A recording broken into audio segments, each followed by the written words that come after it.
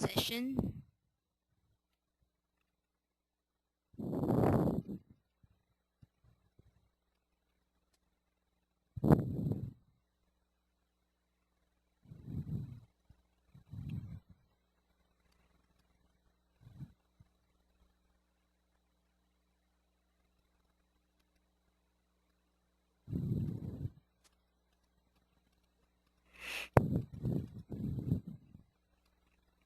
Dr. Rao, you can begin now, but I don't know what.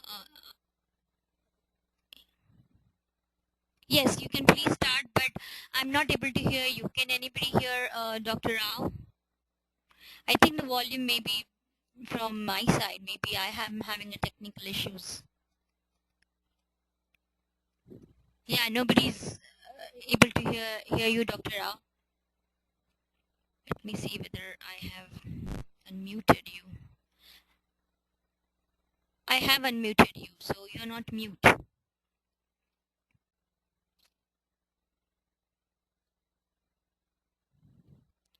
I'm going to unmute one of the parent and let's see if we can hear you.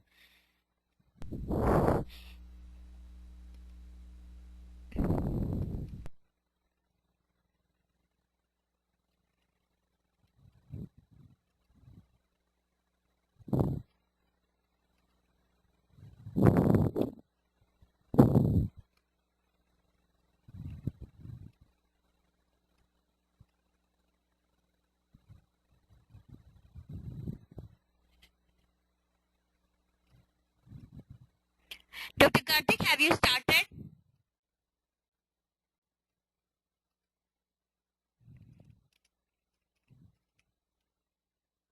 Okay.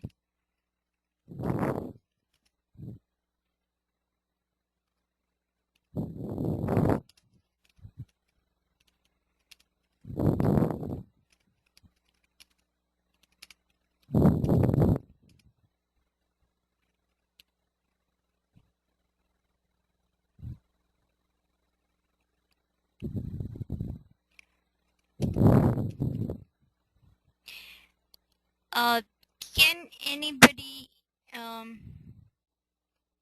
Oh yeah, we cannot hear you. Can everybody hear Dr. Rao?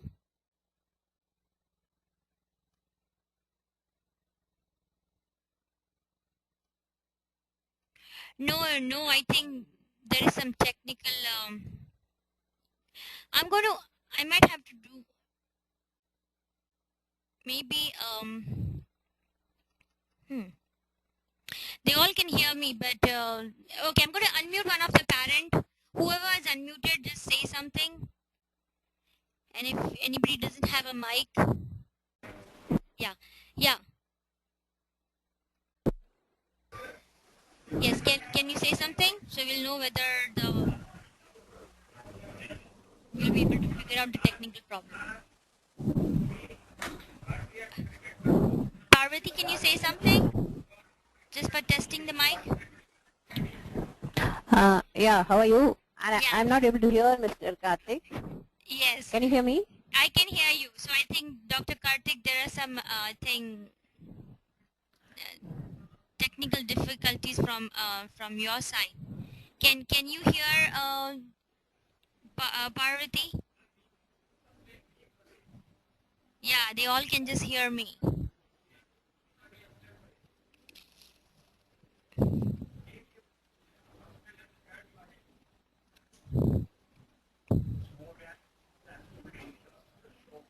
Yeah, Dr. Karthik can hear Parvati. Yeah, Dr. Karthik, we cannot hear you. I don't know why. What is happening?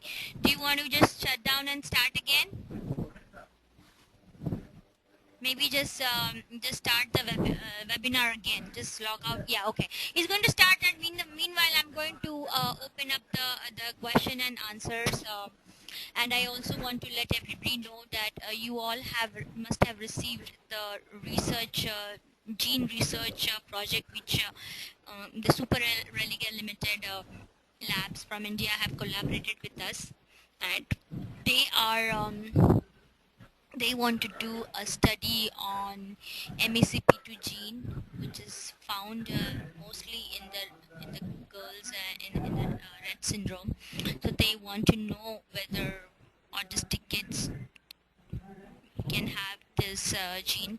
The study can help the parents in many ways. First of all, it's not going to be any cost effective, no cost involved.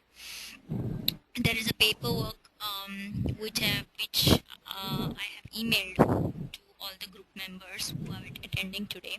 You can just fill up all the paperwork and just go to any of the local SRL center, give us our reference, and they will draw a little blood. After the study is over, the parents will be involved for more further studies, more genetic based plus treatment based. We have proposed a few treatment based studies to SRL, and this is their very first initiative which they are trying to take, and we want to support it, and we would appreciate if everybody can support it. Parents from Delhi can contact Dr. Deepak Gupta.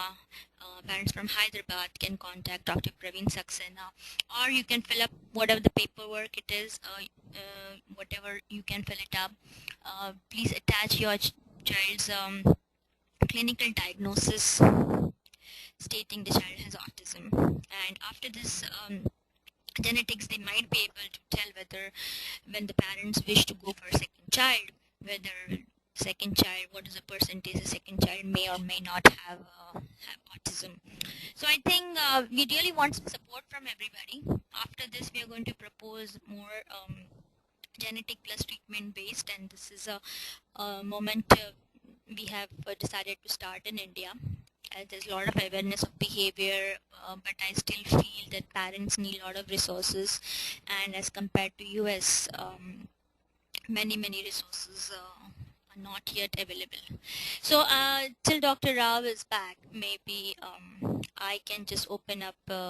Okay, he's back. Okay, so I'm going to change you as a presenter again, and we'll just test the mic. Can you talk?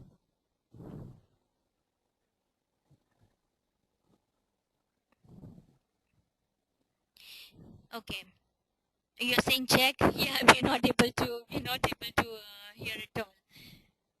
Maybe can you talk more louder in the mic?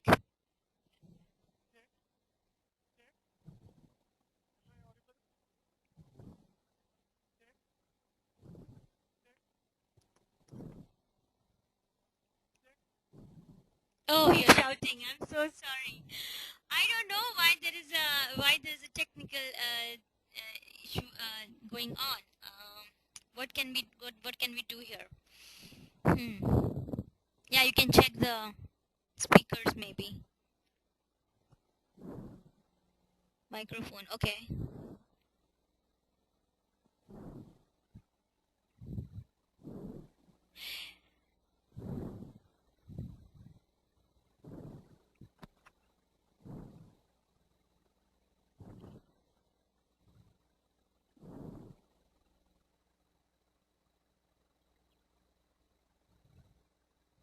Okay.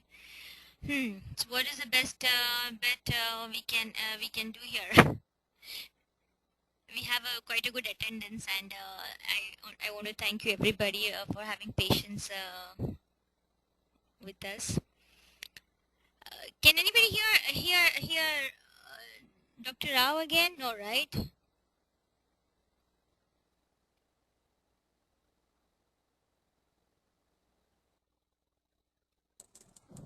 Yeah, I think I do Can hear. you hear me? Yes, I can hear you now.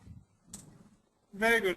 Good. Clear? I don't know. I think there were some technical difficulties from the GoToWebinar side, I think. So I think it's got resolved. Okay. Okay. So, I'm glad you were able to hear you, Dr. Karthik Rao. Thank you so much, and I think I'm going to just ask you to get started. Right. Okay. So we start without any further delay. Yes. Good. Before I start,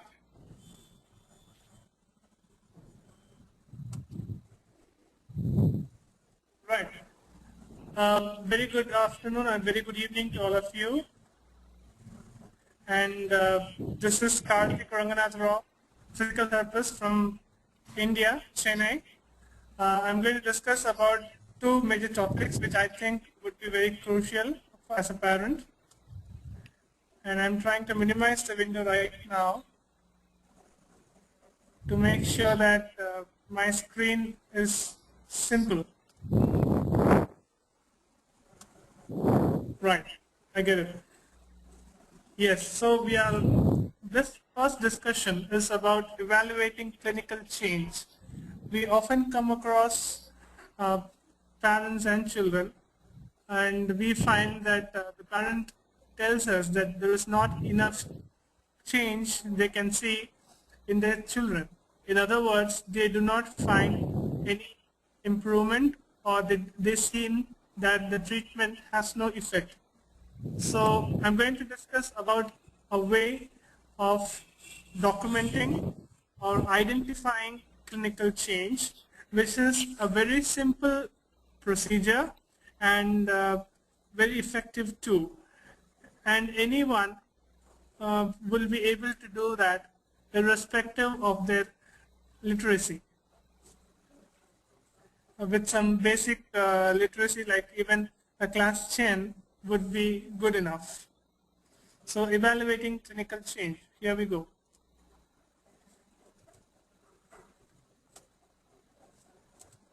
Why do we need to evaluate clinical change? We obviously have two main purposes. One is to monitor the client progress, to know whether the child is improving. Is there a change? Is it significant enough? Is it worth all the effort? And point two is that, is the treatment given to my child effective? Why are we also looking at treatment effectiveness is because by that we will know whether this treatment is applicable to all children or most of the children with similar problems. I go to the next slide. So what do we need to know? We need to know what treatment is effective, by whom, for this particular individual with that specific problem, under which set of circumstances. As you see, this is completely devoted to the individual. Here, I mean the child with autism. So as you could see, we need to know the answers for all these questions, and let's see how we go about it. Single system design, this is what I'm going to discuss. It's also called, or also means, a single subject study. This method provides continuous assessment and outcome information that can be used by the therapist or the parent to monitor patient progress and even adjust the intervention as indicated based on data interpretation. So it might sound too technical. What we are going to do is we are going to collect some data every day. So it's a continuous assessment and outcome information. And based on the interpretation of the data that we collect, say after 15 sessions or 15 days or 1 month, we then look back and see where the child is. The things that we had been doing, is that effective? Is the child showing a change? If not, should I modify or discontinue? So what are we going to do this? For this, we are going to first specify the problem. Once the specific skills that the patient will need to function in his or her natural environment have been identified, these skills are broken down into units of behavior that can be observed, counted, or measured in some way. This is called, we will call this as the data point. So what are we going to, we're going to find anything, we are going to specify a problem, say the child is not looking at me, is not showing an eye contact with the parent or caregiver, is not able to sit in a place and work, and whatever it is, we are going to convert these observations or these concerns into units of measurement. And when you go in detail with this, you'll say that there's nothing that we cannot measure in this world. Let's see an example. If you're working for an eye-hand coordination and we want to know what is the eye-hand coordination, we are trying to quantify the eye-hand coordination of a child, then this can be measured. This is just one way of measuring eye-hand coordination, and these are all empirically developed or indigenously developed, so you can always do anything where the eyes and hand work together, right? For this example, the eye-hand coordination can be measured by tracing a line and noting the length of the line the child has deviated from the parent line. Here, black line is the parent line and red line is the line traced by the child. As you could see, we are asking a child to just trace using a red ink on a line on a parent line or a black line. And to measure, what we are going to do is, as you could see with the arrow marks, it is the extent where the child has moved out of the parent line. So we are going to measure this distance in millimeters for the child, and as we try to measure for each and every deviation, we sum it up. We are going to measure the length in total, and that gives me the score. So this is one data point. This I will have to collect every day at a specified time. We'll look more into this. So what are we going to measure? We can measure the frequency, duration, percentage, rate. It could be any other thing. So let us look at the pluses and minuses of each of these measures. Frequency, is it a measure? It is a measure of how often it occurs in a given period of time. This can be very effective way of measuring if we are looking at a particular behavior that has to decline or that has to regress. If you're looking at, for example, if you're looking at mouthing as a behavior where a child takes his hand to the mouth for this number of times in 5 minutes or 10 minutes, so that gives a measure of frequency. The choice of what to measure depends on the child's presenting features. Duration can also be measured. In this, we are going, an ideal concern where the duration can be measured is with attention span. And this is a common problem across all developmental disorders. Let it be children's cerebral palsy, autism, or hyperactivity. You obviously find they have a poor attention span. What we are going to do is we are going to measure the duration of attention the child has on a given task. Percentage, we are going to measure the number of successful responses out of the total number of attempts. And when we multiply that with 100, we find the percentage. For example, coming back to the same example of eye-hand coordination, we can say that if a child is able to hit a target with a ball successfully 5 times out of 10 attempts, then the percentage is 50. Rate is another way of measuring it. Here we're going to measure the frequency per given time. Now, what is frequency? Let's go back to the first point. Frequency is number of times it happens. For example, I say the child is taking his thumb or thumb sucking or taking his thumb to the mouth 10 times in 10 minutes. Now, if I say in terms of rate, it would be once per minute. And the other way of measuring, it could be anything else which is reliable and which is consistent. For example, we can grade a child's response and say like a child who responds to name call on first on 3 repeated calls will be level 1. Then we say when the child responds to name call between 4th and 6th call, 6th attempt, the child will be level 2, and then further on level 3 and so on. then if we are consistent and we are objective, then this also could be a good way of measuring the child's response to name call. All we need to know is that, are we measuring what we want to measure? It can be misleading at times when you find that we intend to measure something else and what we might be measuring could be completely different. For example, you're working on a child's balance and we find the child has to walk on a narrow path, and on the sides there are some bottles or the bowling pins that we use for snowballing kept on both sides, and the child has to walk in a narrow path between them. And you would find the child knocking off the bowling pins, and the number of bowling pins which have fallen down might be a measure.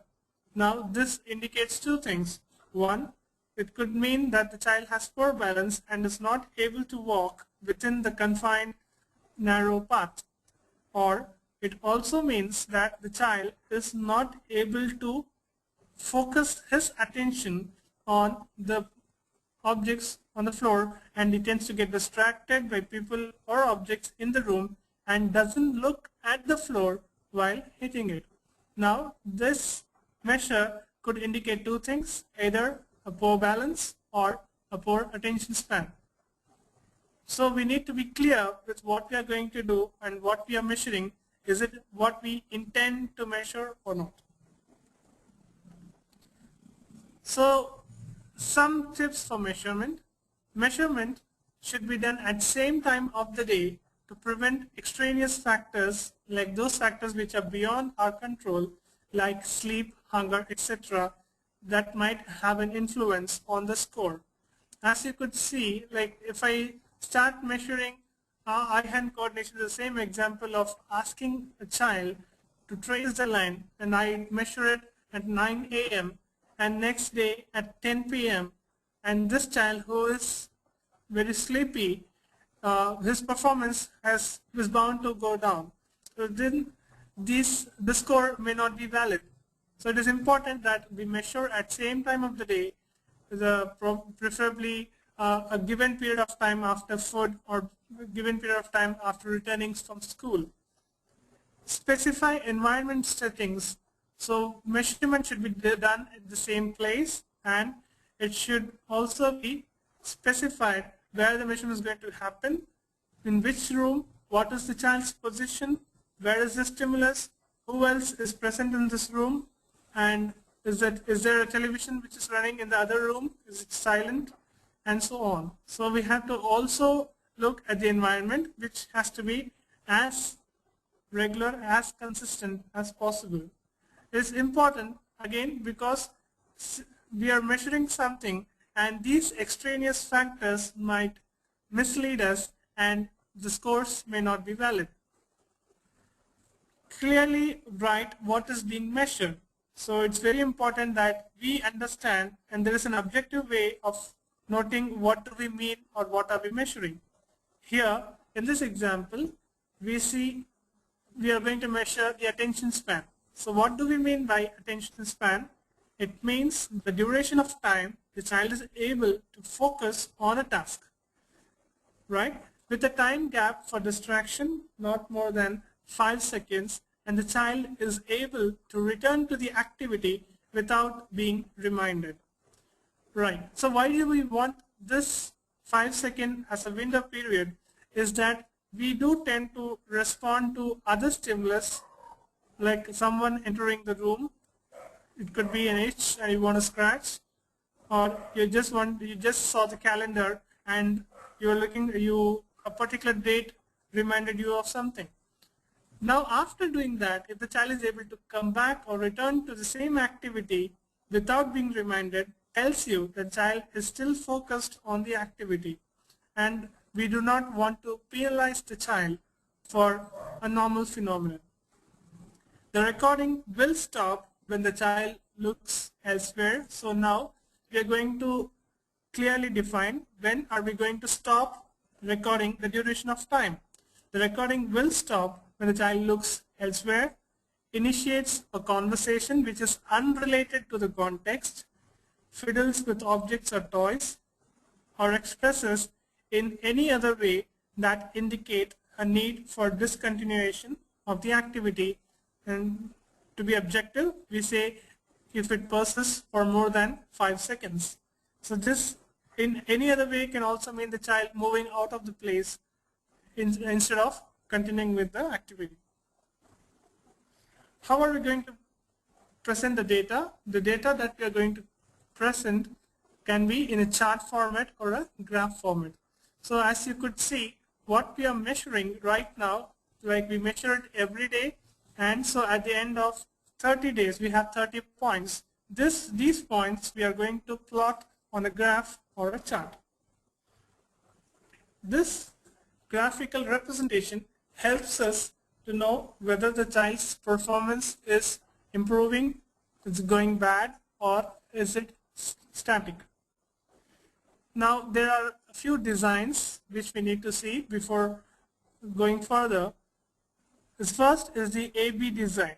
You could see an example here. It's a response pattern of a mentally retarded patient showing changes in weight over baseline period and a period of oromotor intervention. So now what we are going to do is that we are going to do the measurement on two different phases. Phase A is the baseline period during which the child is not receiving any intervention. And phase B is the point where the child is going to receive an intervention. And the measurement is going to be the same right from day 1 till the end of the study or till the end of the intervention period. Or it could be in blocks of 1 month, 2 months, or 3 months. So this is AB design. The other option is, other design is the ABA design. Here we are going to see an intervention, a non-intervention period followed by an intervention period followed by a non-intervention period. Why is this distinction? The first distinction between in AB design is that when we say a child's baseline performance during the non-intervention period, we collect data, and then we collect data during the intervention period, and when there is a change, we can attribute that change for the intervention that is being provided for this child. In ABA design, we are going to repeat the non-treatment phase because this tends to confirm our understanding or our own hypothesis of whether the particular treatment has been effective or not, as there can be other coincidences. As one person put it, this ABA design is useful to overcome the law of unlikely coincidences. As you see a difference between A and B, and then you say B is because there was treatment given and so the treatment is effective, and then I question there could be a lot of things which can happen during the transition from phase A to phase B. The child might have withdrawn or had a change in medication for epilepsy. The child might have gone to a different school. The child's parents might have moved on to a new place. There could be umpteen number of reasons for this during this transitions, and therefore it is difficult to be 100% sure and say that the intervention given in phase B is the sole reason for this improvement. By going for an ABA design, we also follow it up with a non-intervention period, and the improvement should either continue or the child regress for us to claim that the intervention has been effective. And since for practical reasons we cannot go for a non-intervention period, as all of us want the child to improve, we follow it up with a AB design, which is nothing but a non-intervention period followed by an intervention, then again a non-intervention, and completing that with an intervention period.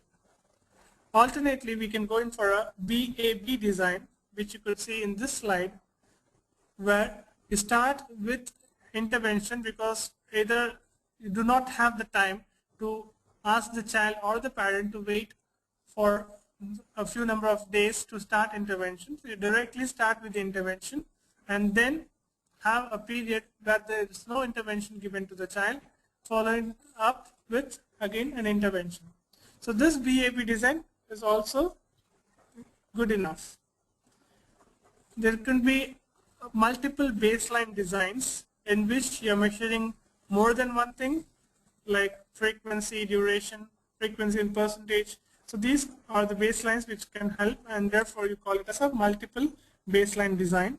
And if there is a study where you want to compare the effectiveness of music therapy or a vision therapy on two children, for example, two parents might want to see if a particular teacher or a particular therapist is effective for their own children, then they can go for a multiple baseline design in which the same graph is used for both the children. So it could either be the same graph for both children or two measurements for the same child. Note A is the baseline or the no treatment period and B is the treatment period. Why do we use the term baseline? Because this is the natural performance of the child, and this is what is the child presents with when there is no intervention given, and this provides a standard comparison for the child. When intervention is given, we can always reflect back and say that the child was here and the child has now improved based on the condition. The interpretation of the data can be through visual analysis. This is just one way when the difference is obvious. As you could see, the graph on A is a change in level where the child who was in a different level altogether, and following intervention the child was much better. And it could also be a change in trend where the child was headed towards one direction without intervention, and by intervention the child's speed of recovery or learning has accelerated. But relying exclusively on visual analysis may result in inconsistent data interpretation as the changes are not so obvious. So the solution for this is to go for the Celeration Line method. The word celeration is the root word of acceleration and deceleration, the two ways in which behavior can change on the chart when you see an upward slope or a downward slope. In this, a line is drawn that divides the data so that half the baseline observations will fall on or below the line and half on or above the line. This line indicates whether the pattern of behavior observed is accelerating, decelerating, or stationary. In other words, is the child improving, is the child going worse, or there's no change. Let's see this picture. As you could see, there are a few number of data points. There are 12 data points in this, and we draw a hypothetical line which passes through the points in such a way that half, that is 6 points, fall above the line and 6 below the line. So this is an accelerating line. If the proportion of data points above or below the acceleration line during the intervention phase is sufficiently different from that occurring during the baseline condition, then a probability statement can be made indicating that a statistically significant change in response patterns has occurred across the phases. I guess this is self-explanatory. The practical problems that we face with following this method is that we cannot stop intervention. No parent or no child, or otherwise it might not be ethical also to give an intervention to a child and then stop it altogether, even if it is for just a few days. The solution for this could be, in spite or without stopping the intervention altogether, we can interplay the intervention strategies and decide which is the best strategy to work with. And therefore, we find how to work with the child. Should I combine sensory integration intervention along with neurodevelopmental therapy? Should I combine sensory integration with behavior modification? Should I combine sensory integration with ABA? And we can look at these combination at various point of time. So phase A would be sensory integration alone. Phase B will be sensory integration plus ABA, and phase 3, which could be again sensory integration alone. And therefore, we now decide what is the best possible combination for the child. And always remember, if the line, the acceleration line, can be drawn in two ways, that is both accelerating or decelerating, then it obviously means that the number of points that are collected are not enough. Since it is a hypothetical line that we draw ourselves, which divides it into two halves, the top and the bottom, this can both be drawn as an accelerating line or a decelerating line, and this can completely change the data interpretation. So, and if such is the case, then it obviously means that the number of points are not enough. The more and more number of data points that we have, the lesser varieties of ways in which we can draw the acceleration line. Ultimately, we will find that there is only one way of drawing the acceleration line. This is an issue when the child shows a lot of fluctuations, where the child is very good on day 1 and day 2 is completely different, and therefore the points fall in different parts of the graph. Question time. So this, I conclude my presentation with this. So if you have any questions, please ask.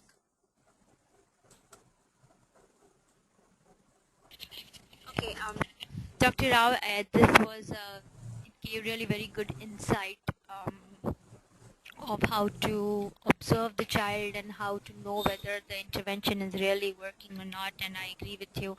Many times, parents do take a quick decision that I don't know whether it's working or not.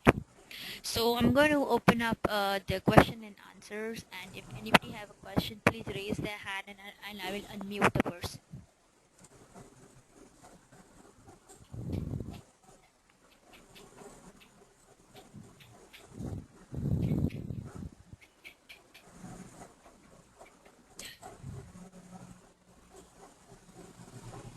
Anybody have a question, please raise the hand so I can unmute. Unfortunately, I cannot unmute everybody as it will create a lot of echo.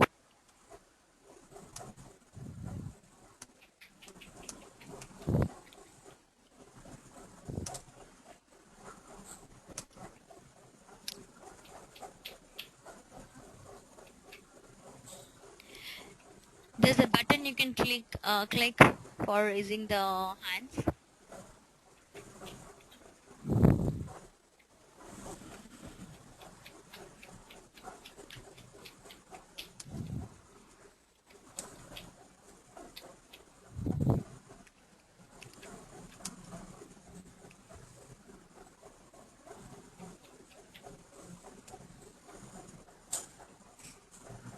Okay.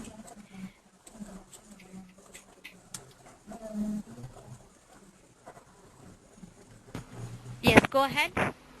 Go ahead with the question.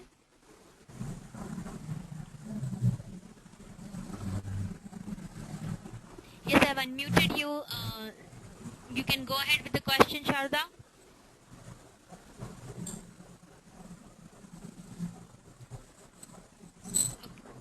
The people who don't have a mic, they can also type in their question and I can ask the question.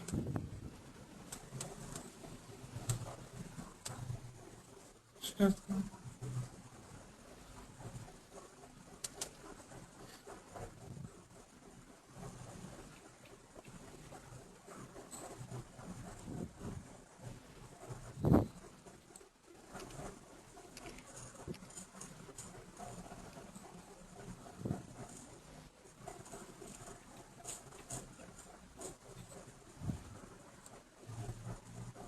Yeah, you have a question. Please go ahead. Ask the question. We cannot hear you. There's another parent. Yes, go ahead, Neha. Neha, go ahead with the question.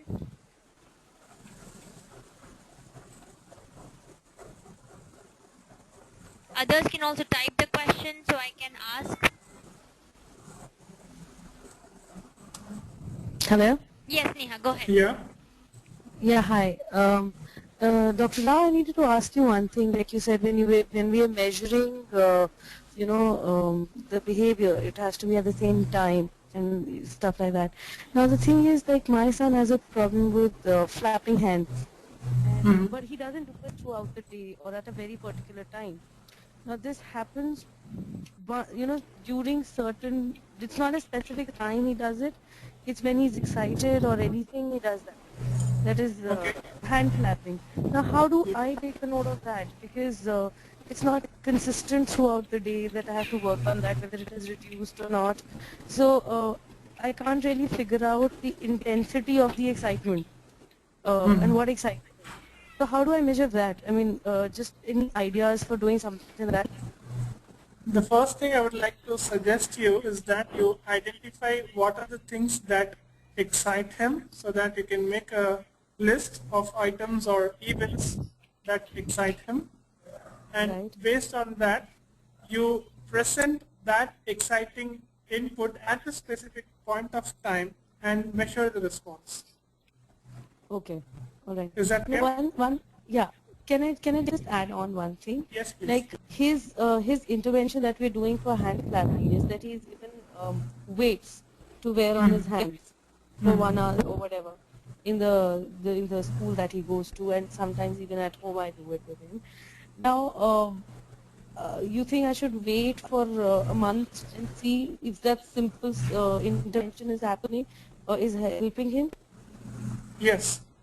What you can Okay. do is you continue with that activity with giving weights for the next Right. 1 month and present Okay. him with that exciting stimulus and see count Okay. or measure the intensity of hand flapping, and after Okay. a month you can withdraw that and continue measuring, and then based on the data interpretation you can decide whether it is helping him or not. And I do have a point here that I would like to know if your child is verbal or not verbal. No, he's not verbal.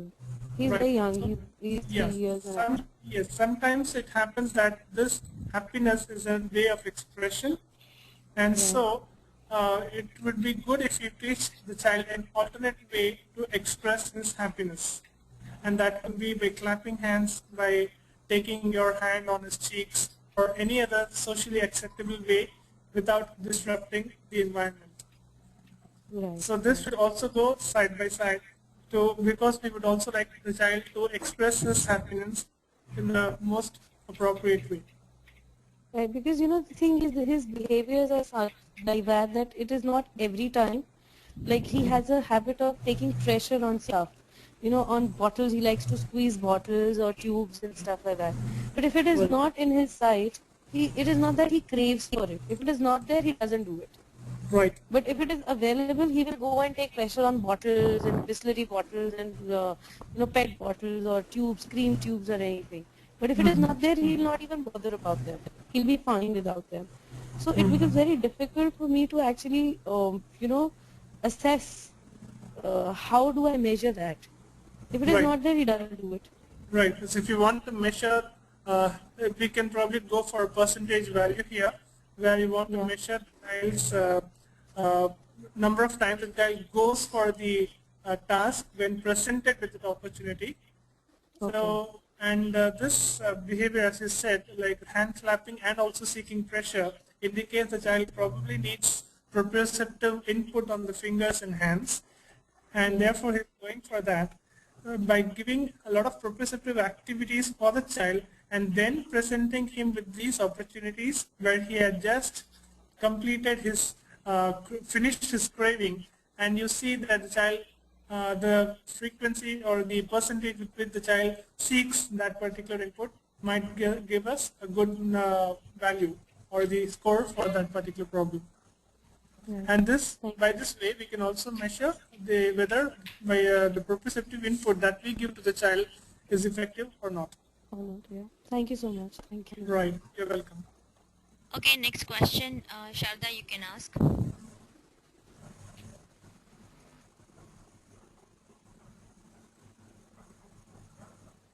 Yes, Sharda, go ahead. Your question is next. Okay. How do I measure his behavior when he's Yes. hungry? When he's hungry, is it that you're saying, or which is erratic and ties not measurable?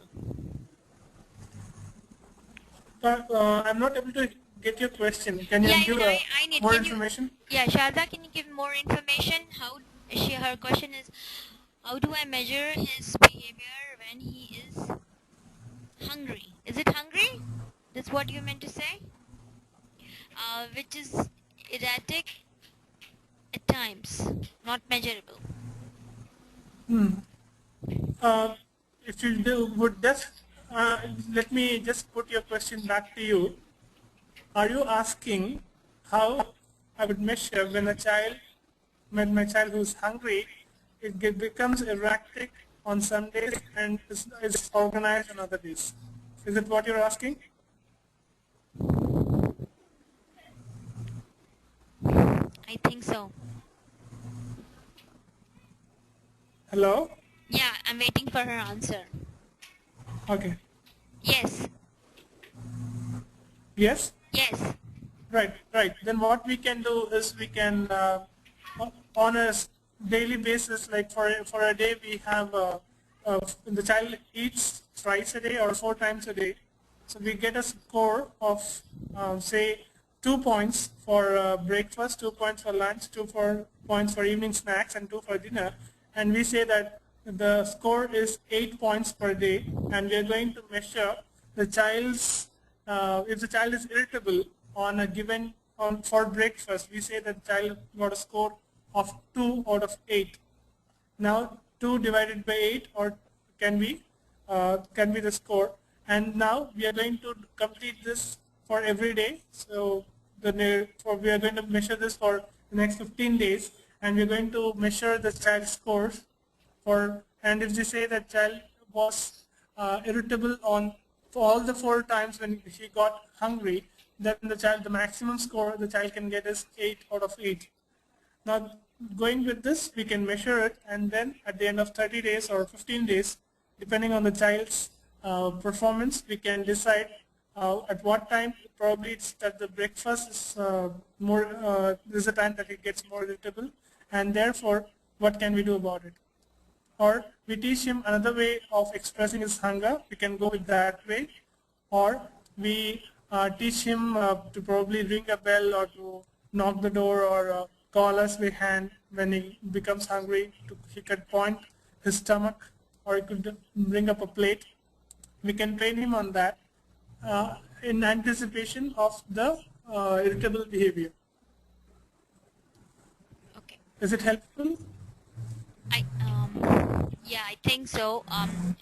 Oh yeah, she had said yeah. Now I have a question about neuro development therapy. Can you give us some information about it? Yes, I can, but I guess that's not a topic here. And there might be other questions which might be more relevant to this Okay, topic. okay, not a problem. Yeah, I'll definitely answer probably in some other webinar. Sure, not a problem. Yeah. Anybody questions? Either raise hands or type your questions.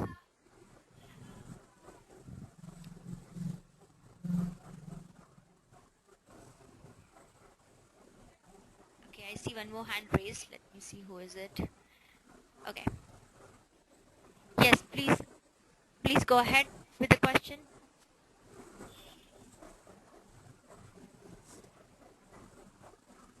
Yeah, I've unmuted you. Can you please go ahead with the question, Mr. Dinesh? I don't know whether he has typed in the question. You can also type in your question. If people don't have a mic, please type in the question.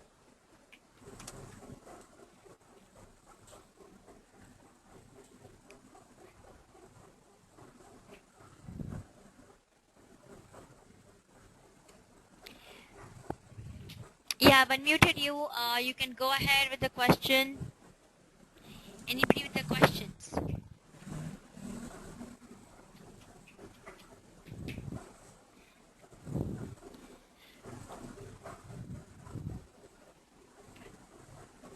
Okay.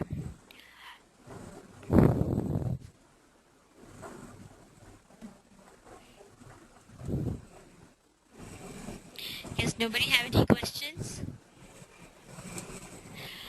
Also wanted to know, Dr. Karthik, Yes. like, so the best way for the parents to start with is to observe all the different behaviors. That is the first way the parents can look into and start with. What is your No, I suggestion? would suggest like they would first just close their eyes and write down what their major concerns are. They make a list of the child's problems that Okay. they feel is affecting the child, and Okay. after that they prioritize it. They find that probably the eye contact is the most disabling, Uh-huh. or the child sense stimulatory behavior is affecting him much, or the child is Uh-huh. not able to sit and wandering, and that is the most important point that I want my child to work. Right. So first we have to prioritize the child's problems, and then just pick up one single thing that we would like to measure, and then we have to measure the baseline value. Now the baseline value, as you could see, these are all empirical and indigenous, which means like you can measure in whatever way you think is the best way of measuring the child's response. You just have to be consistent, and writing them down helps us to not deviate from our own understanding of the problem. As you could see, like the first 2 days you might measure with the 5 seconds time period I was talking about with the attention span. And then after that you think, okay, 5 seconds is too short, I go for 10 seconds, then this course will get jargon, right? So we need to be very clear what we are measuring, and so it's better to write it in a piece of paper and then follow it up. And then what we would like to see the child to do, it helps because then it's a goal and towards which there comes the motivation for us. I would like to see my child turn back whenever he is called, or I would like to see my child sit in a place and play with a toy. If that is the goal, and with this particular wandering behavior which I'm going to measure, then I just note it down in a piece of paper, and I start measuring the wandering or number of times the child gets out of his sitting place and moves around in probably every day at 6:30 to 7 p.m. for half an hour. I'm going to measure the number of times he moves out of his place. Or it could also be the duration of time he is out of his seat. For example, the child is wandering for 10 seconds, then comes and sits down, then he gets up again, wanders for 1 minute, then comes and sits down. I am going to add all this time duration for the half an hour, and I find that for a half an hour, out of half an hour period, the child was wandering for 21 minutes and 30 seconds. Right, so that is going to be my measure, and this is going to be my baseline, which I'll be collecting for the next 15 days. Then I decide, okay, if the child is moving out, I'm going to uh, have an obstacle on his way and see if this obstacle is going to reduce his wandering behavior, or move him to another room and close the door and see if by reducing the space, I see a change in his wandering behavior. And if you find, then you start collecting the same information for the next 15 days, and then you find, okay, then you will, if the child responds to that, then you can say that a confined room is quite effective in getting the child to sit in a place. Is that Okay. clear? Yes. Yeah. Now there's a question from Deepika from Bangalore. She says a child has tactile issues and pinches or bites. Sometimes it is irritation and sometimes it is a need. How can I do a comparative measurement of both scenarios? Please repeat the question. Sure. How can I? How can I do a comparative measurement of both scenarios? What are those behaviors? Child is Yeah. biting A sometimes, child at has other times tactile issues and pinches or bites. pinches or bite. So does she want to compare pinching and biting? Is that the question? Yeah, yeah. Sometimes it is, Okay, yeah, sometimes it is irritation, or sometimes it is a need. right. Sometimes the child does when he is provoked, or he expresses displeasure, and sometimes the child does it without any purpose. Yes. Is it so? Yes. Yes, right. Um, Both these indicate the child again needs proprioceptive input. By pinching others, I get to get a good feel about the amount of force that I'm giving. So that increases my feedback from my own body and from my own fingers. So it could be a sensory-based problem. Whereas when I bite others out of dislike, it's a behavior issue where again I'm expressing that I don't like something. Now this has to be, if I have to make a comparative study, then I need to differentiate again at what times he prefers which kind of response, pinching versus biting, and that can be done with a specific time period for specific activities, like does he pinch when, most of the children do this, like when they're watching television or the parent is watching television, child is just wandering around, the child will come and pinch and then go out, right? So if that is the response of the child, we can obviously measure the number of times the child comes and pinches the mother or the parent or the caregiver on a given, from a given point of time, like period of time, could be every day between 5 p.m. and 7 p.m. When the child who has just returned from the school and who has had his evening snacks and he has nothing else to do and he just keeps on wandering, and during this time he is pinching the mother, and we can measure this. And the other measurement for biting, if it is behavior issue where you see the child showing displeasure, then it can again be measured by identifying the behavior, identifying the causative situations or circumstances, like it could be eating, it could be writing, it could be forcing a child to sit and do, and then you see this behavior. Even that can be measured uh, with that provoking situation. But it is difficult to combine both at the same time because these two are not elicited by the same causative factor. So what I suggest is you can go for the first part for 15 days where you measure the pinching, and then you give input, essential integration information or input, and then finish it off with that, and then go for biting, or choose whichever you think is the priority. Okay. Um, the next question is, which is the best combination? Sensory plus VBA or ABA? I'm not familiar with VBA. Can you give me more input It's into that? it's verbal behavior technique. Right. Yeah, VBA. Um, Yeah. yeah. So I would say everything is child dependent, and I've just showed you how to know which is the most effective way for your own child. Okay, got you.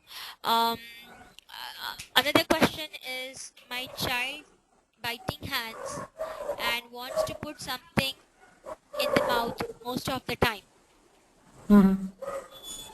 That's a question. So what is the question? How to And when, measure it? yeah, I guess so. Yeah. Okay.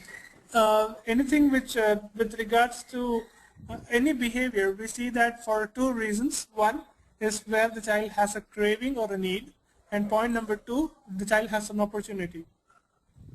The craving makes the child go for it, and the opportunity entices the child to do that activity. So by minimizing the opportunity and then looking at the child's response, we will know whether the child is going it for craving or it is just like he's seeing something he wants to do it.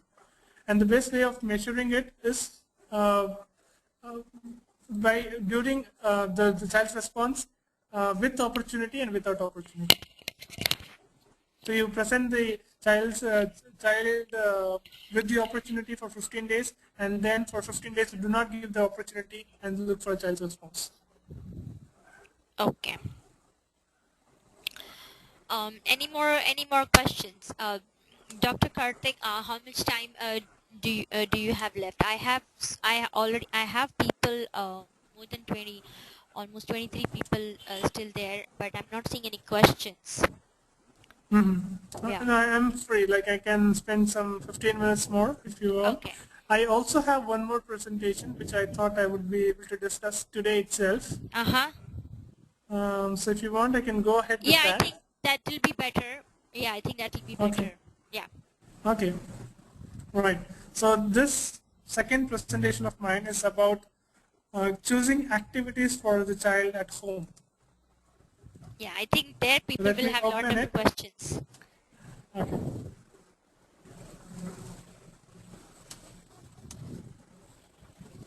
Right. So I go ahead with the presentation, choosing Yes. activities at home for children with autism. Let us just explore, feel more about ourselves. How do you feel when you're the next person to go for an interview or viva and are waiting for your turn? You certainly are anxious and probably shaking your hands or shaking your legs or biting your nails, and because you might be called any moment. You are riding the roller coaster, you are in the Disneyland or some theme parks, and you're going through the roller coaster and you're filled with excitement and you're shouting and screaming, or you're taking a book to read after a good afternoon nap where you feel you had a good nap and you're relaxing at home, and at that point of time probably you'll feel like every word and every sentence is it's very easy for them to enter your brain. You have just entered the office on a tension-free Monday morning. You didn't have any traffic issues, nothing wrong with the roads, or your vehicle, and everything was perfect. And you reached in time, so it was, and you feel great. You've just woken up for nature's call and are staggering towards the bathroom in midnight. So it's very difficult for you to even get up and keep moving. You stagger, you're holding the walls and trying to stay awake, and you're not able to open your eyes completely as well. You're attending a long theory lecture after lunch, a very long lecture with a monotonous voice. You feel very drowsy and sleepy after lunch. So what are we talking about with these experiences? These are our engine levels. The first two examples of interview as well as the roller coaster, the engine level is too high. One is positive, one can be negative. The second and third, the third and fourth are when the engine level is just right, when you're just reading a book after a good nap, or you're just entering the office on a Monday morning and you're relaxed and you think you're the most productive and you think I should do something effectively today. And the last two instances are the ones in which you're very drowsy or sleepy and the engine level is too low. So examples of engine level too high is that when you're anxious, excited, crying, hyperactive, tensed, stressed, frustrated, fuming, and angry. At just right, we feel calm, alert, relaxed, fresh, eager, and open for suggestions. And when our engine level is too low, we are drowsy, sleepy, daydreaming, lazy, and sometimes tired. This is the optimum engagement band. As you could see, we are most productive when our engine level is just right. It means we are neither too excited nor too drowsy, and that is the point where we are most productive and efficient.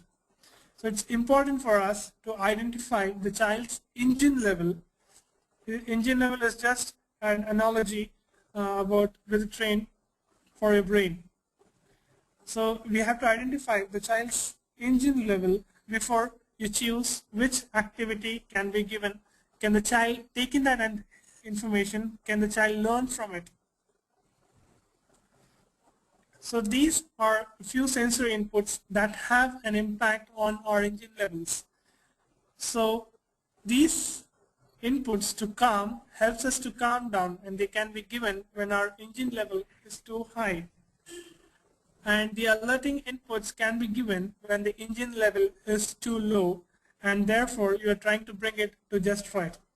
And you would obviously want the child to stay in the just right mode throughout the learning process. To calm, visual inputs such as soft colors, dim lighting, or static light can be effective, whereas colorful lights, bright lights, and changing lights are alerting. Deep touch and rhythmic tapping are calming.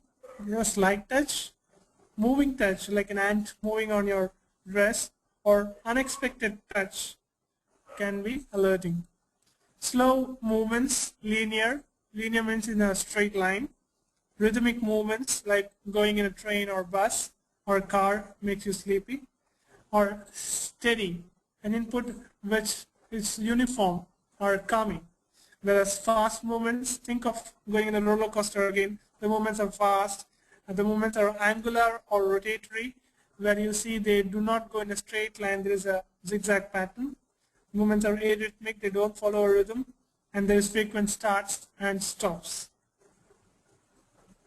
Auditory inputs, soft sounds, monotonous voice, melodious music or songs can be calming, whereas loud noise, voice varying with pitch and intensity, or fast tempo or fast beat music can be alerting.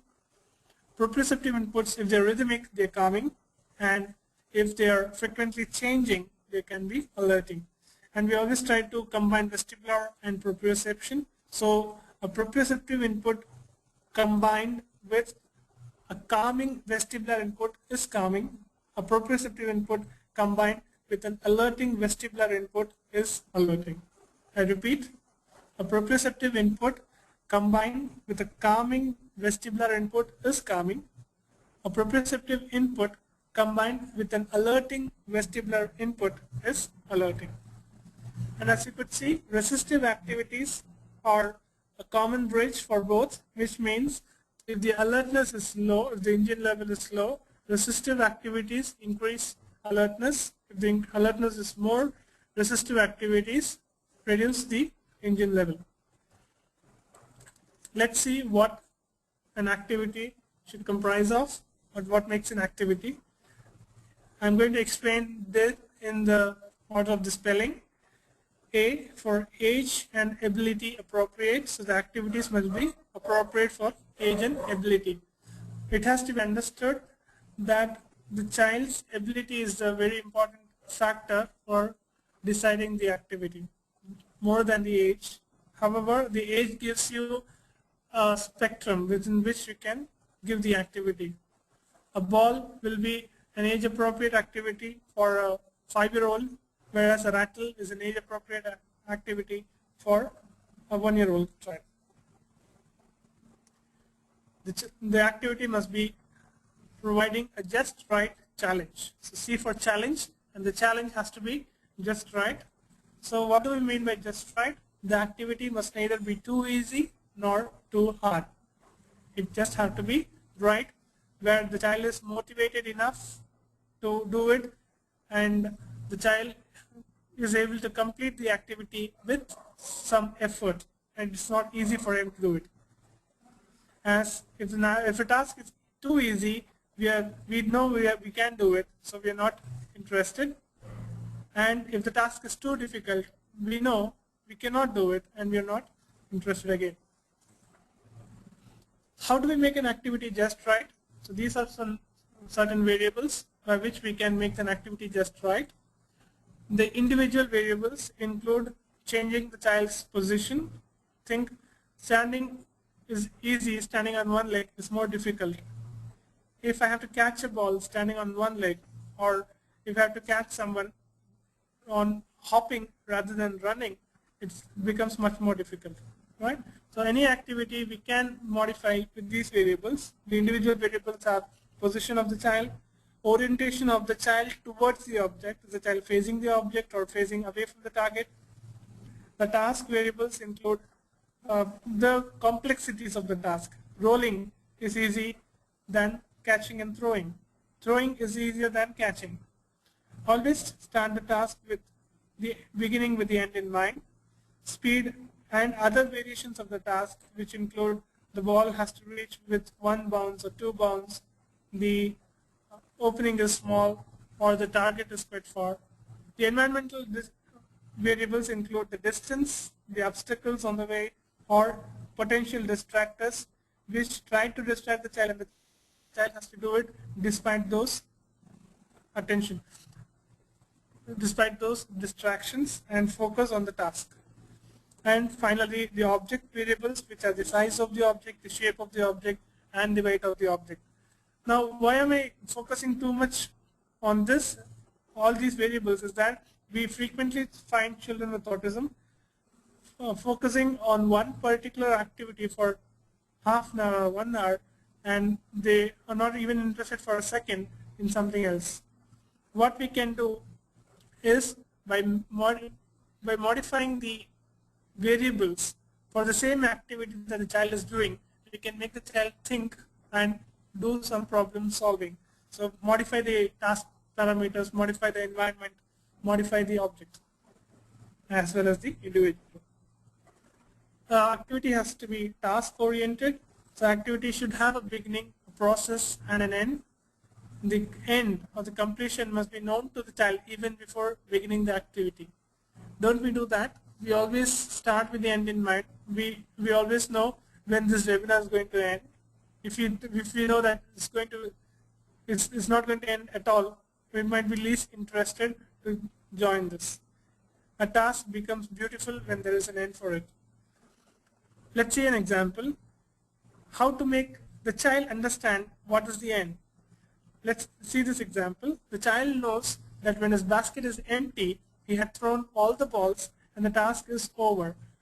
Instead of asking the child to catch and throw 10 times or hit 10 times, we use 10 balls to ask the child to throw, and when the basket becomes empty, the task is over. Do not repeat it unless the child wants to do it again. So we have to choose the number of balls depending on the duration of time we want the child to concentrate, or the number of repetitions we want the child to do. So depending whether you are giving this activity to work on the child's attention span, or you're giving this activity to work on the child's proximal stability or strength or eye-hand coordination, you can decide the number of balls.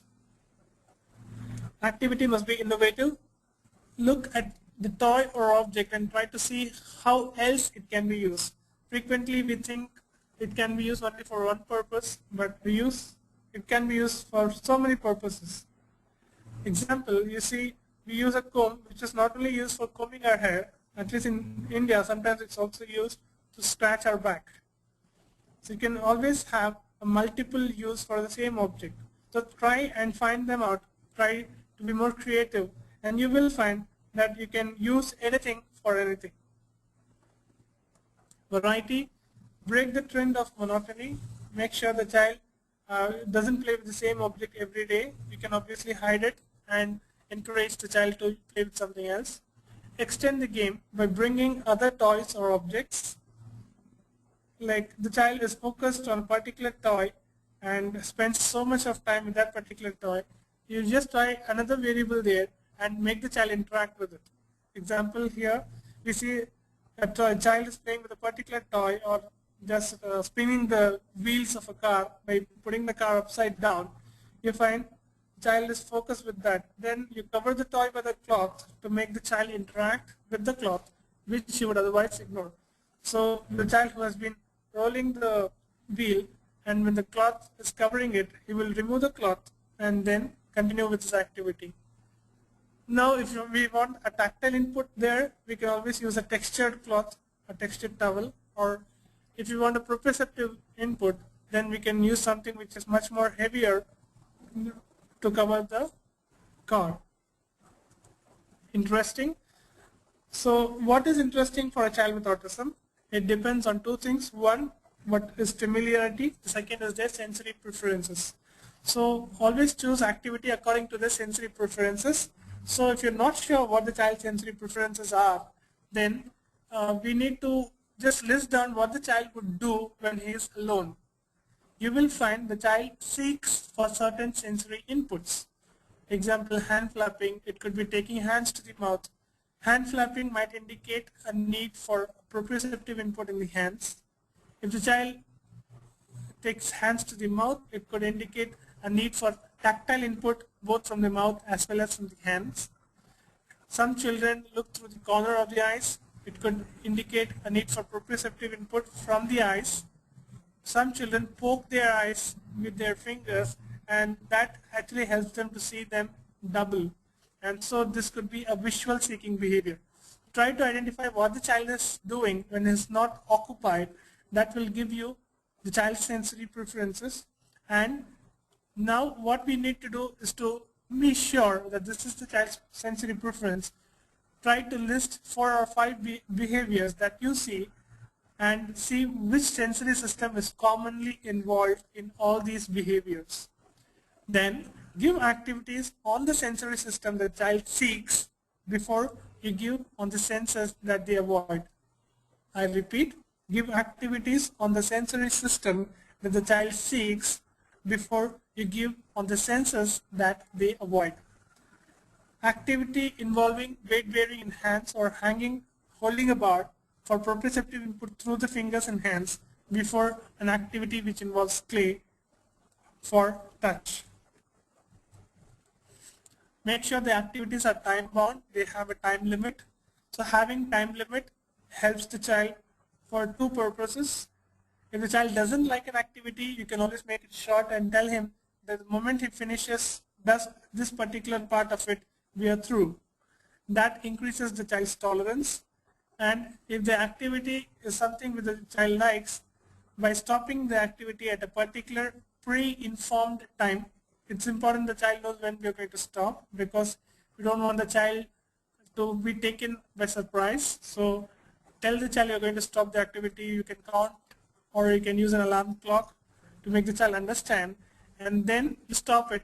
And this will sustain the child's interest on that activity, as we frequently find that a child plays with something which is new, and then he plays it for 2 or 3 days for all the 24 hours, and then he completely ignores them. We don't want the child to do that.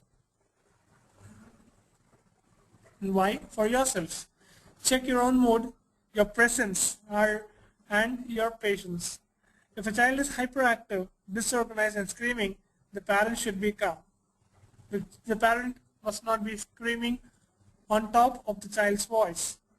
This will increase the sensory input. As we were discussing, auditory input, a loud noise increases the child's alertness, and the child who is already hyperactive and screaming has a high engine level, and when you shout on top of the child, the engine level goes up further, and it doesn't help the child to get organized and calm down to the just right mode.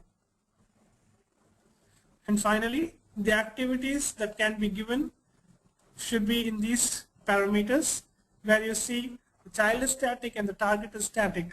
This can be a simple switch on, switch off. We find many children with autism liking to do that. They just switch on and off the lights because it's very easy for them to do it. It doesn't require a lot of thought process or planning, and all they have to do is just press. So the child is also static and the target is also static in this particular example. The second level is where the child is moving and the target is static. The child is moving on a string and is picking up something which is stationary. This is requires certainly a higher level of planning, because the child has to time the reach. The third level is child is static and target is moving. In this, the child has to play with a moving target. For example, it could be catching a ball. This is more complex than the earlier one, because here you have to anticipate the direction of the ball, and you also might have to make a few postural corrections or postural adjustments to make sure that you reach the point where you expect the ball to come. The final level, the child is moving, the target is moving, and you find all the organized outdoor sports where the person has to dive on the boundary to save a 4 in cricket, or you have to move and hit a ball for tennis. You always have to move to interact with a moving target. Questions, please.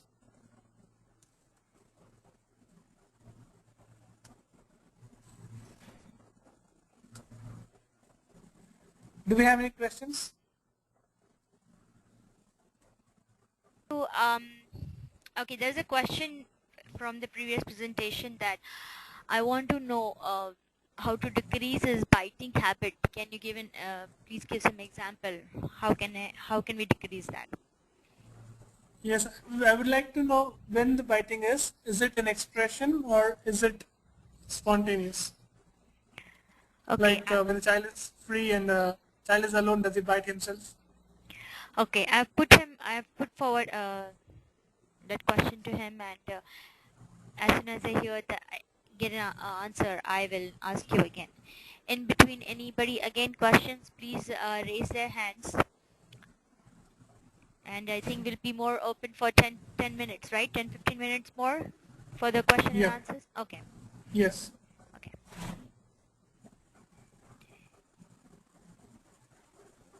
So anybody who have question, please raise their hands.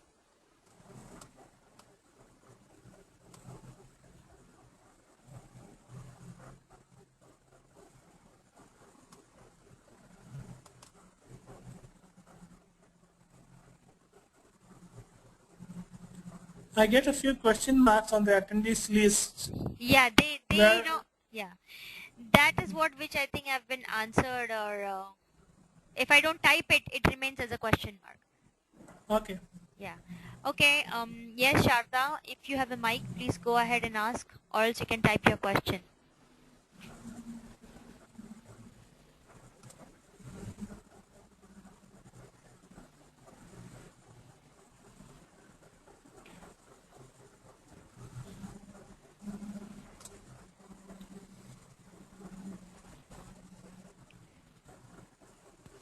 Yes, Deepika, go ahead, ask your question.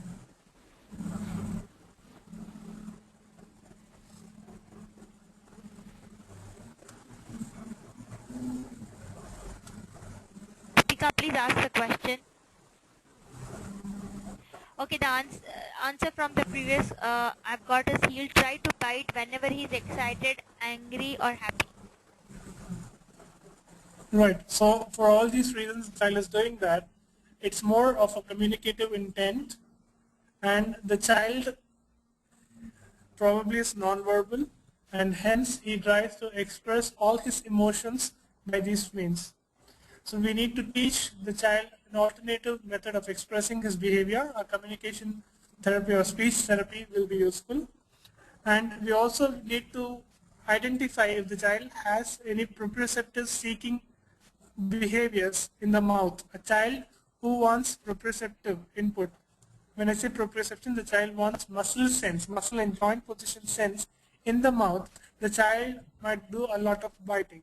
We have to identify this by the child's other behaviors. Does he bite everything that reaches his mouth? Does he prefer to bite even objects which are non-edible? And if the child has that, then a lot of proprioceptive input to the mouth will reduce the biting behavior. If not, then we have to focus on communication. Okay. What would you give? Would you please give me some activity examples for sensory preferences? Yes, as I told you, a child who turns the car upside down and then plays with the wheels and cover it with a cloth. If the child has the sensory seeking, if the child seeks tactile input, then the cloth with which I cover might be a textured cloth of different texture which the child is reluctant to touch, and since he wants to play with the toy, he'll automatically touch it without being forced to do it physically. Okay. And otherwise, you can also talk in terms of vestibular, where the child needs a lot of movements. You can ask the child to get the child to move on a swing. If you have a swing at home, it could be bouncing or jumping in a place by counting numbers. Always try to make it more meaningful. Neha, you're next. You can ask the question. Hi again, Dr. Rao. Could Yeah. you share some useful links or something for activities? Like after your talks, I could make out that he has a lot of proprioceptive needs in the mouth and the pressure in the hands, which is taskical heavy that we discussed, right? Or that you were giving examples. Though we're Yeah. doing a lot of things, because there's so many things. He's young. and there's so many things that need to be addressed at the same time. Some things, even when we take him to an occupational therapist, they get left behind. You can't concentrate on everything every time. So if you could share some links, a lot of activities where we can find that we can do at home with him in a fun way, so that his need is Okay. also satiated, and we can help him at home as well, other than what we're doing with him with the occupational therapist. So if you could, that would be great. I think if we can find some As website. of now, I don't have a few websites for that. What I can suggest you is you can Google for sensory diet. Use these Mm-hmm. terms, sensory diet, Mm-hmm. which is nothing but a home program given for children with sensory needs. So we try to Okay. identify the child's sensory problems and then suggest few activities for the child that can be done at home. So you can try these activities and you can Google for that. And there is a textbook called The Out of Sync Child Has Fun. Yeah. I repeat, Okay. The Out of Sync Child Has Fun. So that Okay. book is full of activities for a child with sensory dysfunction. Okay. Uh, Yeah. Ne- You can, Unfortunately, I just have the out of sync child and not the out of sync child as fun. Neha, yeah. I'll So look. this is a follow book for that. Neha, Okay. I will Great. Thanks. Neha, I will try Yeah. to find Yeah. Manisha. I will try to find out something about the sensory diet and all the activities. I think I've shared that with Krishna Roy from Calcutta. So, or else I will try to find out something, and even the out of the sync the fun book textbook, if that is available, I'll try to send one. Thank you so much. Thanks, Manisha. Yeah. Um, Mahendra Jain, you are next. Please ask the question.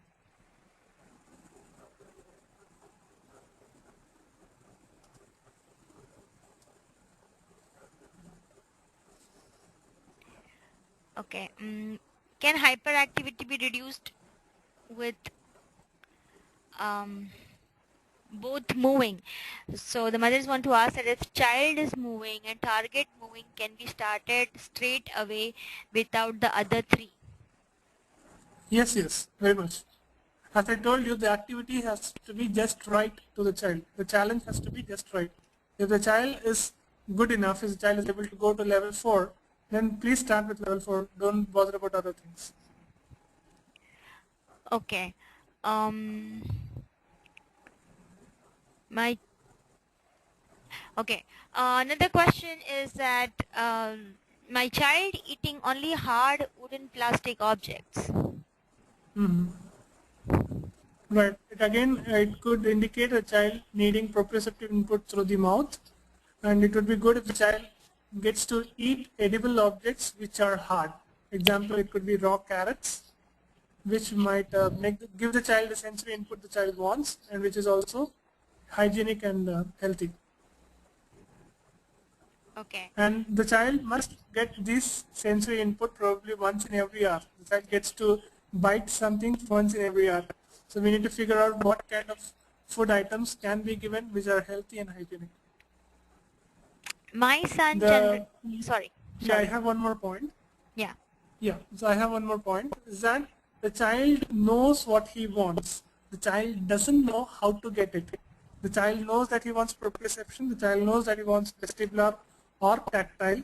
But the problem is the child doesn't know which is the most appropriate way of getting it. We do it ourselves.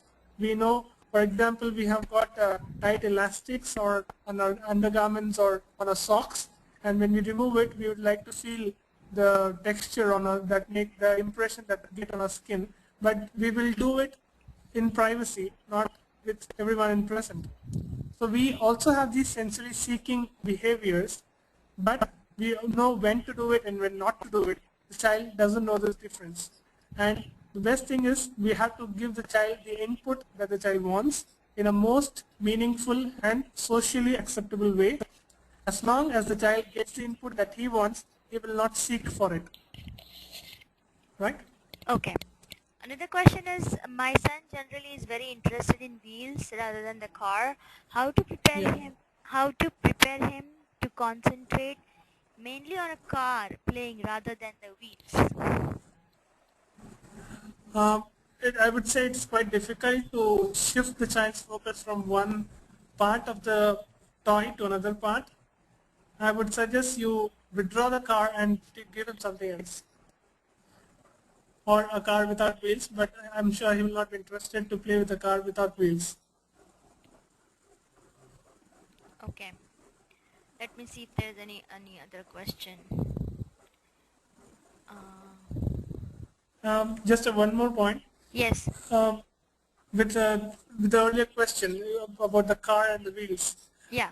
is it so important for the parent that she feels the child has to play with the car? Yeah. Okay.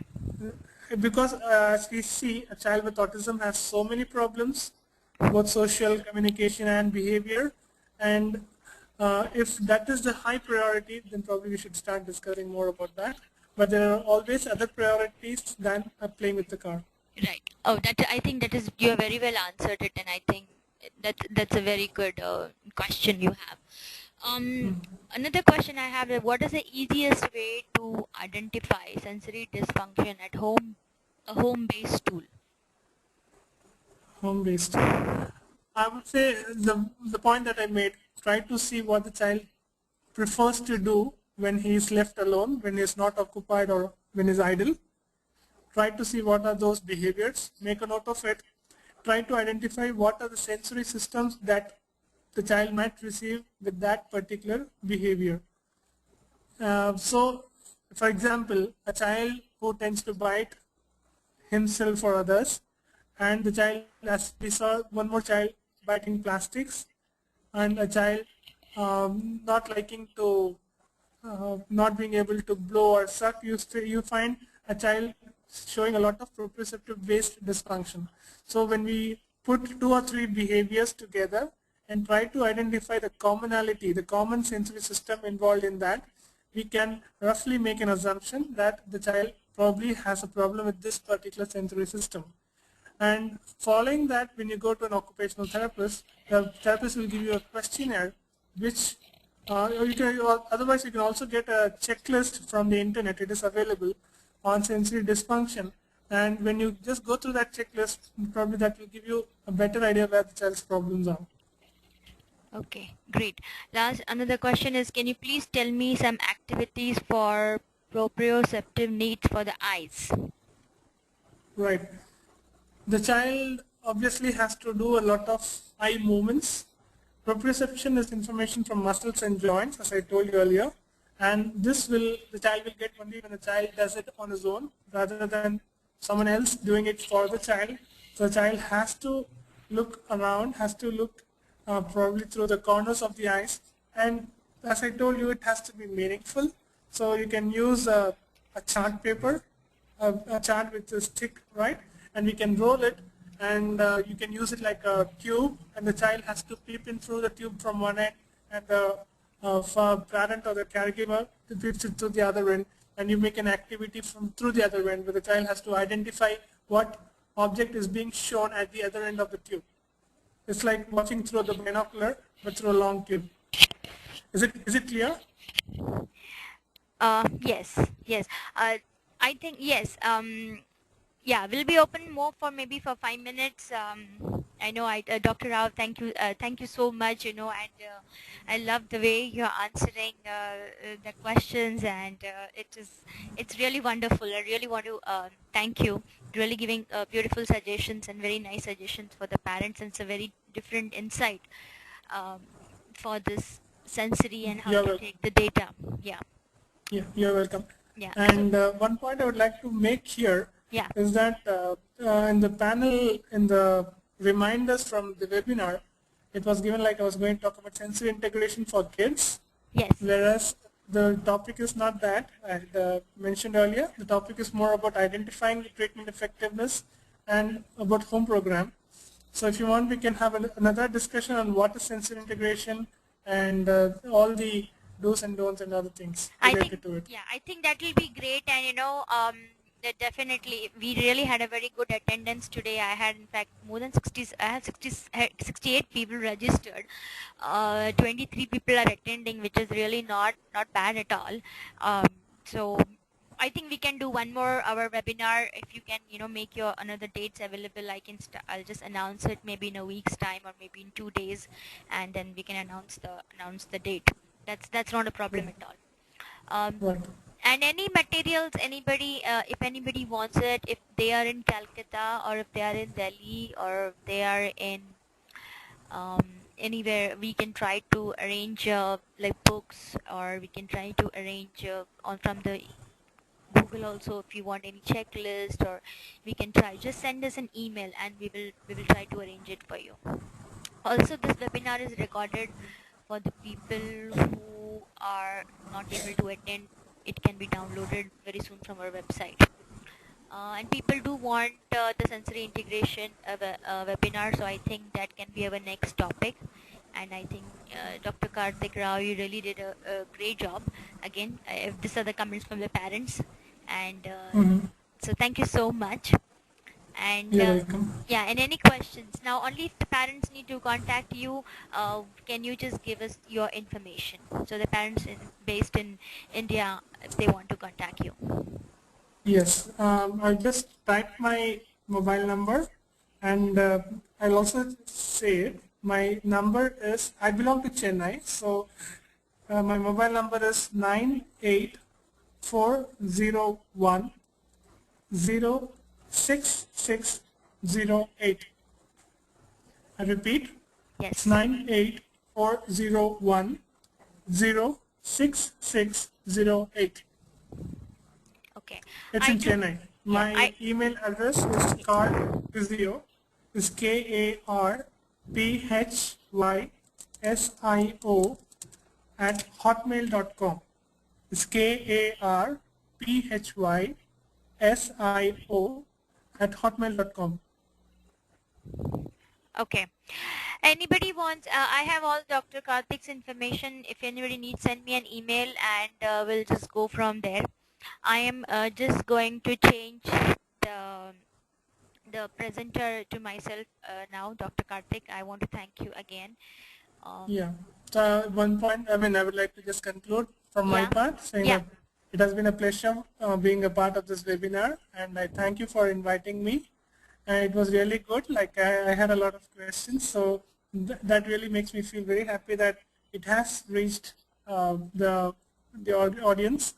And thank you very much for inviting me. It was a wonderful experience, and all the while we are trying to do a lot of things for children with autism, and it definitely adds more to our value of being humans when we do something like this for the needy. And as you could see, like we do without any expectations. I'm very happy that I'm able to be a part of it. Thank you very much, and thanks for all the audience for some wonderful questions. I would also like to get questions on my email. If you have, if you could not ask it today, you can always send me an email, and you can expect a reply from me as well. Thank you very much. Sure. You're welcome, and we are looking forward for more webinars from your side. Now, I just want Yeah, to sure. I just want to announce the study which we are trying to. Okay.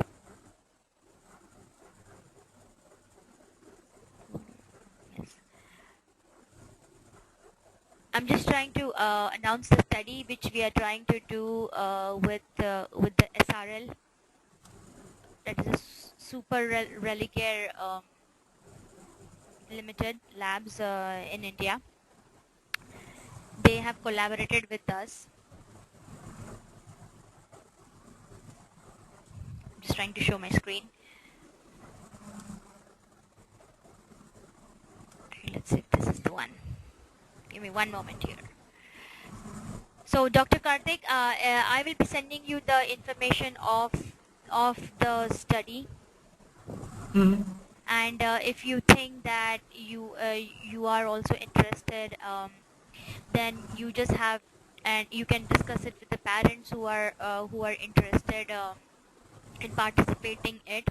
We are basically more looking for the professionals, as they interact with so many parents, and you can explain them about the MECP2 gene from the doctors or clinicians' perspective. To participate in the study, they just need to fill up the history collection, and they have to direct the parents to any of the SRL center in from the website. You can go to any SRL center and they can write our foundation name. This is a good initiative taken by the Super Religer, formerly Ranbaxy Limited Labs.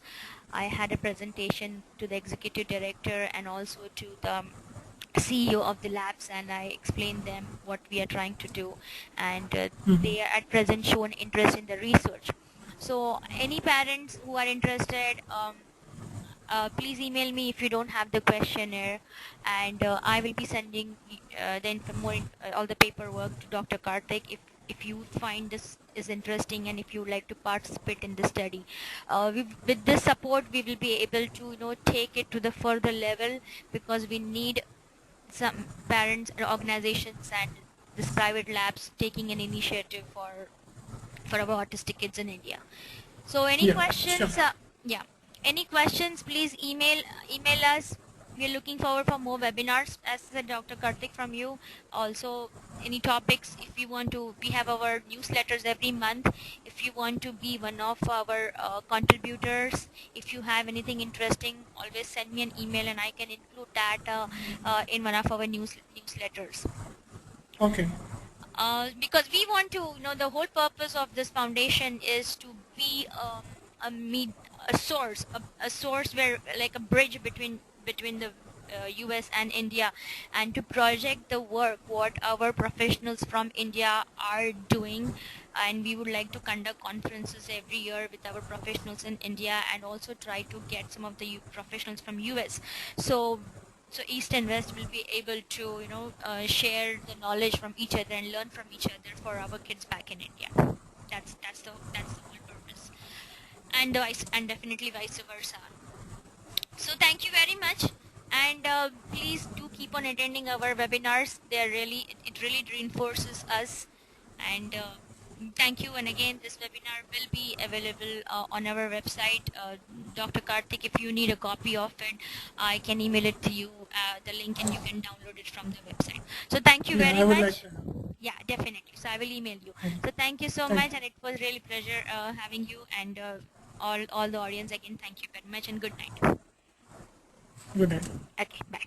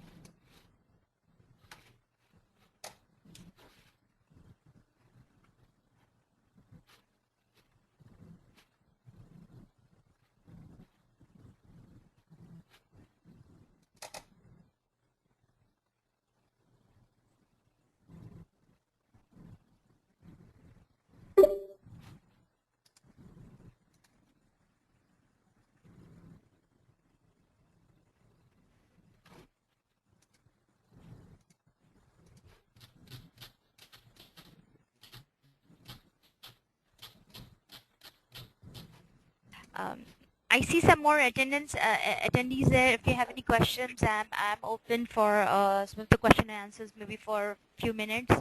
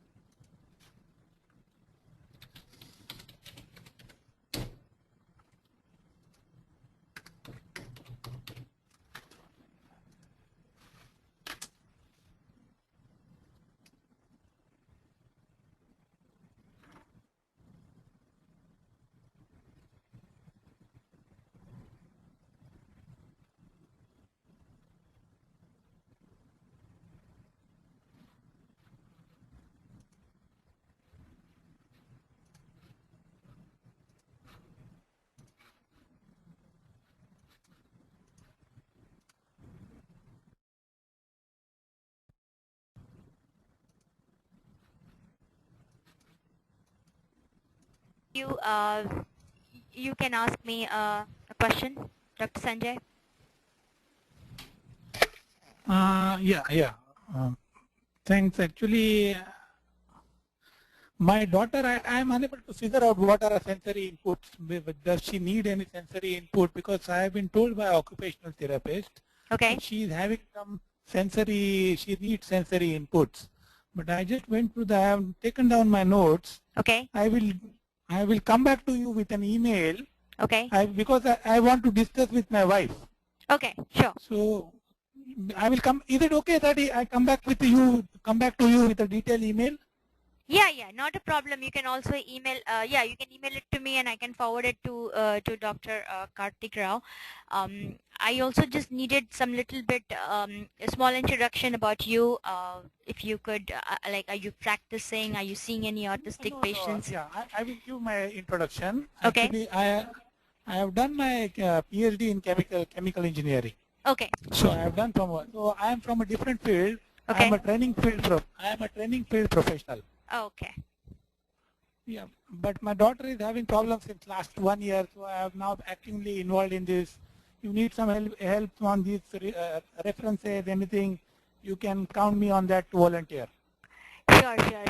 Yeah, at present we are just looking for clinicians to get involved in this MECP2 gene. So whenever I see a doctor on any of the webinar registered, I try to ask them if they are connected to autism and if they are interested to participate in the research. And even if you would like your daughter to get participated, I think this is a very good initiative taken by Super Religare and we want to support it. That's the reason I wanted to have a word with you. Yeah. No, I am surely interested, but I am based in Qatar now. Last 1 year, my family is in Bombay because my daughter is undergoing occupational therapy in Bombay. Okay.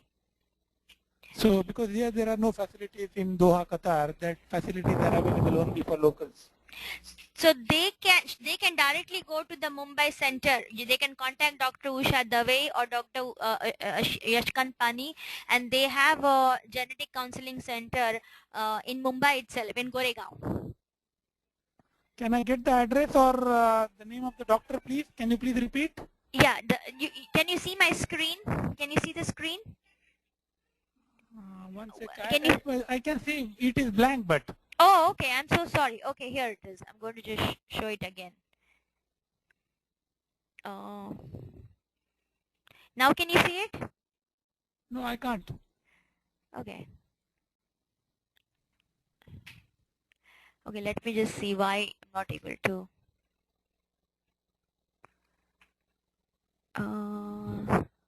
Show screen.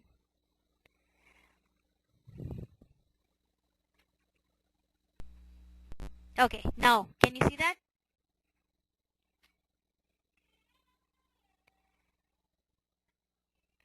Can you see the screen now? Hello? Dr. Sanjay?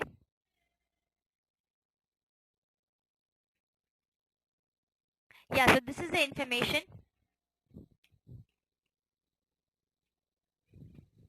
They can contact Dr. Usha Dave or Dr. Yashkant Pani, and they are based in Mumbai, and they can give our foundation name, and they can just draw a very small amount of blood. They will just draw a small amount of blood there.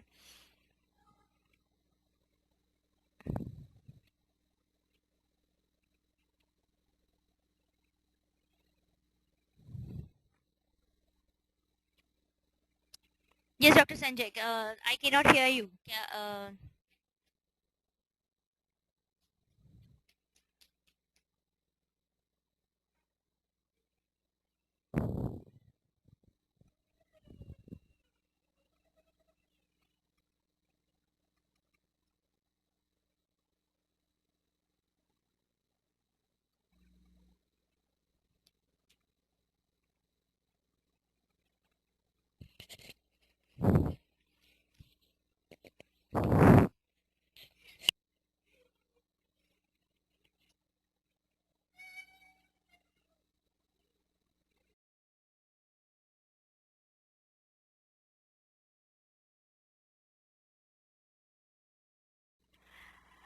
Okay, so you can definitely email me a detailed question and I can email it, forward it to Dr. Karthik, and we'll just go from there.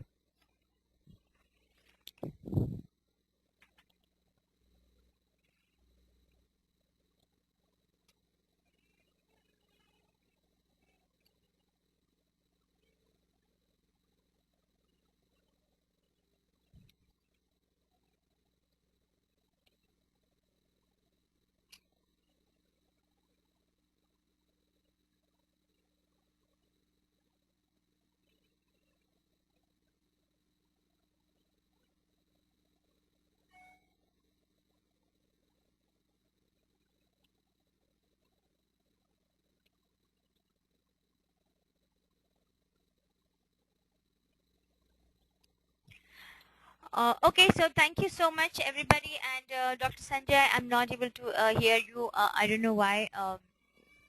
Maybe you can email me a question, and then we'll meet for our next webinar. Thank you so much. Bye.